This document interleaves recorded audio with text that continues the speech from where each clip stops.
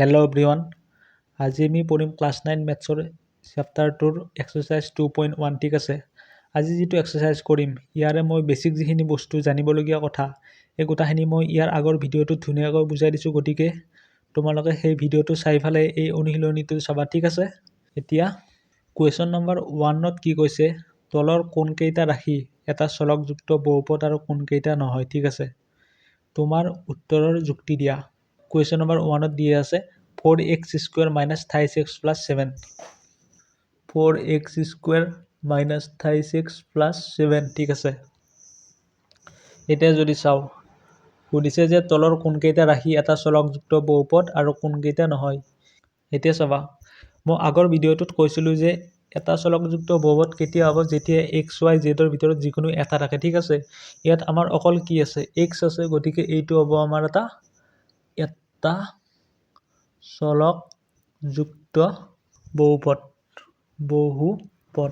ঠিক আছে, গতিকে এইটো হ'ব আমাৰ এটা চলকযুক্ত বহুপদ, কাৰণ ইয়াত কাৰণ দিব দিছে। গতিকে কাৰণ ইয়াত মাত্ৰ এটা বাস্তৱ মান ল'ব পৰা চিহ্ন আছে। ঠিক আছে, চিহ্ন আছে। এইটো এটা চলকযুক্ত বহুপদ হ'ব কাৰণ ইয়াত মাত্ৰ এটা বাস্তৱ মান ল'ব পৰা চিহ্ন আছে। ঠিক আছে, তাৰপিছত কুৱেশ্যন নম্বৰ 2ত কি কৈছে, y স্কুৱেৰ প্লাছ √2। ঠিক আছে, ইয়াত যদি চাওঁ এইটো এটা চলকযুক্ত বহুপদ হ'ব, এটা চলকযুক্ত বহুপদ, কাৰণটো একে। তাৰপিছত 3 নম্বৰ যদি চাওঁ আমি 3 নম্বৰত দিয়া আছে 3√t প্লাছ t√2। ঠিক আছে, ইয়াত যদি চাওঁ ইয়াক আমি কেনেকৈ লিখিব পাৰোঁ, 3t½ প্লাছ t²²। ইয়াত যদি চাওঁ যিটো আমাৰ চলক, এই চলকটোৰ পাৱাৰটো কি আছে, আমাৰ হাফ আছে, যিটো এটা পূৰ্ণ সংখ্যা নহয়। গতিকে এই গোটাইটো আমাৰ কি নহয়, বহুপদেই নহয়। ঠিক আছে, গতিকে ই এটা বহুপদ নহয়। ঠিক আছে, কাৰণ ইয়াৰ আগৰ ভিডিঅ'টোত কৈছোঁ যে বহুপদ হ'বলৈ চলকৰ যিটো পাৱাৰ সেইটো এটা কি হ'ব লাগিব, পূৰ্ণ সংখ্যা হ'ব লাগিব, কিন্তু হাফটো এটা পূৰ্ণ সংখ্যা নহয়। গতিকে এই গোটাইটো এটা বহুপদ নহয়। ঠিক আছে, মই আকৌ কৈ দিলোঁ। এতিয়া 4 নম্বৰ যদি চাওঁ y প্লাছ 2/y, এইটোক আমি কেনেকৈ লিখিব পাৰোঁ, y plus 2y minus half. ইয়াত যদি চাওঁ ৱাইৰ পাৱাৰ এটা কি, -1, যিটো এটা পূৰ্ণ সংখ্যা নহয়। গতিকে ই এটা বহুপদ নহয়। ঠিক আছে, তাৰপিছত 5 নম্বৰত কি কৈছে, x⁻10 plus y³ plus z50। ইয়াত এইটো যদি চাওঁ এইটো এটা চলকযুক্ত বহুপদ নহয়, কাৰণ এটাতকৈ অধিক বাস্তৱ মান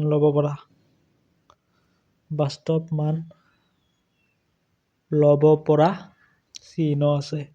ঠিক আছে, গতিকে কুৱেশ্যন নম্বৰ 1ৰ কাৰণে আমি এইটো এনচাৰ পালোঁ। ঠিক আছে, এইখিনিতে কৈ দিছোঁ যে x⁻10 plus y³ plus z50 এইটো এটা চলকযুক্ত বহুপদ নহয়, কিন্তু ই এটা তিনিটা চলকযুক্ত বহুপদ হয়। ঠিক আছে, গতিকে তাৰপিছত কুৱেশ্যন নম্বৰ 2 যদি চাওঁ আমি, তলৰ প্ৰতিটোৰে এক্স স্কুৱেৰৰ সহগ লিখা। ঠিক আছে, এক্স স্কুৱেৰৰ সহগ লিখা। Question number 2 answer, question number 2ৰ 1 এনচাৰ। ঠিক আছে, কি দিয়া আছে, 2x² প্লাছ x।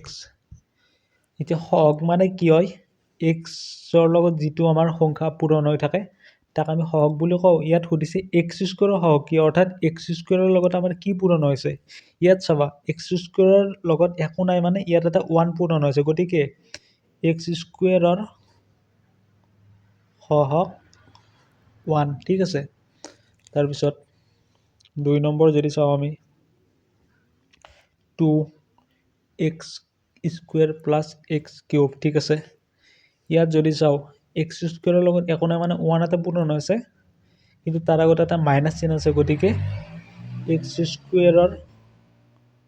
সহগ -1। ঠিক আছে, তাৰপিছত 3 নম্বৰ যদি চাওঁ আমি π/3 2x² প্লাছ x। ইয়াত x² লগত কি পূৰণ হৈ আছে? π/2 পূৰণ হৈ আছে, গতিকে x² সহগ π/2 ঠিক আছে। তাৰপিছত ঠিক সেইদৰে 4 নম্বৰত কি কৈ আছে? √2x - 1। ইয়াত চাবা 4 নম্বৰ √2x - 1। এতিয়া যদি চাওঁ আমি √2x - 1, কিন্তু আমাক কি সুধিছে? x² সহগ কি? কিন্তু আমাৰ এতিয়া x² নাই, গতিকে আমি ইয়াক কি বুলি লিখিব পাৰোঁ? 0 × x² প্লাছ √2x - 1। এইটো চিম্প্লিফাই কৰি আমি আকৌ এইটোৱে পাম, কাৰণ 0ৰ লগত যি পূৰণ কৰিলেও আমি 0য়ে পাওঁ, গতিকে আমাৰ থাকি গ'ল কি? √2x - 1। এতিয়া x² সহগ কি পালোঁ? আমি 0 পালোঁ, গতিকে এতেকে x² সহগ 0 ঠিক আছে। তাৰপিছত কুৱেশ্যন নম্বৰ 5ত কি দিয়া আছে? 2x - 3 x² - 26 প্লাছ 1 ঠিক আছে। এতিয়া প্ৰথমে আমি ইয়াক কি কৰি ল'ম? চিম্প্লিফাই কৰি ল'ম। 2x² × x² অৰ্থাৎ 2x³ - 2x × -26 6x², তাৰপিছত 2x প্লাছ 1 2x ঠিক আছে। তাৰপিছত -3x², মাইনাছে প্লাছ 3 3 গুণ 9, তাৰপিছত -3 ঠিক আছে।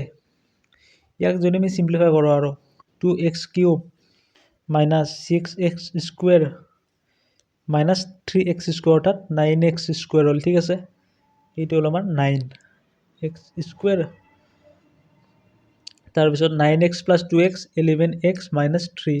গতিকে আমি ফাইনেলি বহুপদটো কি পালোঁ? 2x³ - 9x² plus 11x - 3। ইয়াত x² লগত কি পূৰণ হৈ আছে? এটা -9, গতিকে এতেকে x² সহগ -9। এইটো হ'ল আমাৰ এনচাৰ ঠিক আছে। তাৰপিছত কুৱেশ্যন নম্বৰ 3, 35 মাত্ৰাযুক্ত এটা দ্বিপদ আৰু 100 মাত্ৰাযুক্ত এটা একপদৰ একোটাকৈ উদাহৰণ দিয়া। Question number 3 answer. Question number 3 answer ঠিক আছে। 35 মাত্ৰাযুক্ত এটা দ্বিপদ। এতিয়া দ্বিপদ মানে কি? য'ত দুটা পদ থাকে। যি বহুপদত দুটা পদ থাকে তাক আমি দ্বিপদ বুলি কওঁ। এতিয়া 34 মাত্ৰাযুক্ত অৰ্থাৎ হায়েষ্ট পাৱাৰ আমাৰ কি হ'ব লাগিব? 35 হ'ব লাগিব। গতিকে আমি কি লিখিব পাৰোঁ? x⁵35। ইয়াৰ লগত ধৰা আমি এটা 5 পূৰণ কৰি থৈ দিলোঁ, নিদিলেও কথা নাই। তাৰপিছত ইয়াৰ লগত যিকোনো এটা আমি সংখ্যা যোগ দিব পাৰোঁ, ধৰা 5 দিলোঁ। এইটো হ'ল আমাৰ কি? 35 মাত্ৰাযুক্ত এটা দ্বিপদ। তাৰপিছত এইটো উদাহৰণ কিহৰ? হ'ল এটা 35 মাত্ৰাযুক্ত এটা দ্বিপদ ঠিক আছে। তাৰপিছত কৈছে 100 মাত্ৰাযুক্ত এটা একপদ অৰ্থাৎ x⁴100। ইচ্ছা কৰিলে তুমি ইয়াত এটা 10 মাল্টিপ্লাই কৰি দিব পাৰা, যিকোনো মাল্টিপ্লাই কৰি দিব পাৰা, 10 দিব পাৰা, 8 দিব পাৰা, 9 দিব পাৰা, তোমাৰ ইচ্ছা যি দিয়া ঠিক আছে। এইটো হ'ল এটা 100 মাত্ৰাযুক্ত একপদৰ উদাহৰণ ঠিক আছে। একপদৰ। তাৰপিছত 4 নম্বৰত কি কৈছে? তলৰ বহুপদবোৰৰ মাত্ৰা লিখা। Question number 4 answer. Question number 4 answer. আমাক দিয়া আছে 5x³ plus 4x² plus 7x। মই ইয়াৰ আগৰ ভিডিঅ'টোত কৈছিলোঁ যে এটা বহুপদৰ চলকৰ ঠিক আছে, এটা বহুপদৰ চলকৰ সৰ্বোচ্চ ঘাতক বহুপদটোৰ মাত্ৰা বুলি কোৱা হয় ঠিক আছে। ইয়াত চলক কি আছে? x আছে। ইয়াৰ সৰ্বোচ্চ ঘাত কি আছে? আমাৰ ইয়াত 3 আছে, ইয়াত 2 আছে, গতিকে সৰ্বোচ্চ হ'লে কি হ'ব? 3টো হ'ব চবতকৈ ডাঙৰ, গতিকে আমি কি পালোঁ? এই বহুপদটোৰ মাত্ৰা 3। এই বহুপদটোৰ মাত্ৰা 3। তাৰপিছত কুৱেশ্যন নম্বৰ 2। যদি কুৱেশ্যন নম্বৰ 2ত চাওঁ আমি 4 - y²। ইয়াতে আমি সৰ্বোচ্চ ঘাত কি পাইছোঁ? 2 পাইছোঁ, গতিকে মাত্ৰা কি হ'ব? 2 হ'ব। তাৰপিছত কুৱেশ্যন নম্বৰ 3। কুৱেশ্যন নম্বৰ 3 দিয়া আছে 5t - √7 ঠিক আছে। ইয়াত ওপৰত একো নাই মানে এটা আমাৰ 1 আছে, গতিকে ইয়াত সৰ্বোচ্চ ঘাত কি আছে 1 আছে, গতিকে মাত্ৰ আমি 1 পালোঁ। তাৰপিছত 4 নম্বৰত তিনি চাবা, এই তিনিটোক আমি কি বুলি লিখিব পাৰোঁ? তিনিটোক লিখিব পাৰোঁ আমি ধৰা x⁴ ইনটু 3, ঠিক আছে। এতিয়া এক্সৰ সৰ্বোচ্চ ঘাত আমি কি পালোঁ? 0 পালোঁ, গতিকে মাত্ৰা পালোঁ আমি 0, গতিকে এইটো হ'ল আমাৰ কুৱেশ্যন নম্বৰ 4ৰ এনচাৰ, ঠিক আছে। তাৰপিছত 5 নম্বৰটো যদি চাওঁ, তলৰ ৰৈখিক দ্বিঘাত আৰু ত্ৰিঘাত বহুপদবোৰ শ্ৰেণী বিভাজন কৰা, ঠিক আছে। 5 নম্বৰ এনচাৰ। কুৱেশ্যন নম্বৰ 5ৰ 1ত কি দিয়া আছে? x² + x। এই বহুপদটোৰ চলকৰ সৰ্বোচ্চ ঘাত আমি কি পাইছোঁ? 2 পাইছোঁ, গতিকে এইটো কি হ'ব আমাৰ? দ্বিঘাত বহুপদ। কাৰণটো কি? কাৰণটো মই লিখি দিছোঁ, কাৰণ ইয়াত চলকৰ সৰ্বোচ্চ ঘাত 2, ঠিক আছে।